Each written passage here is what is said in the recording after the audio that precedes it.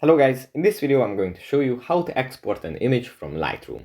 But before that, don't forget to subscribe and leave a comment down below, because at 10,000 subscribers I'm going to show you my whole YouTube revenue statistics and growth strategy. So without further ado, let's just jump right into it. First you have to open up Lightroom. Here it opens up in the gallery, and from the gallery we have to select a picture that we want to edit. Let's say it's this one. Here, after it loads, we can actually start the editing process however we like, create the image that we want to create, and then after we are finished, we have to tap on these three little dots that are connected in the top right corner, and here we have to select export as.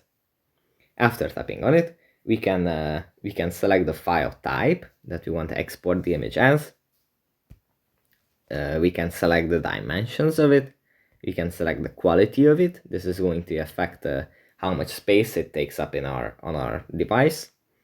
Then we can select if we want to include watermark or not, and then we have some more options that are besides the point. So yeah, that's pretty much it for this video. Hope it was helpful for you guys, and see you in the next one. Bye.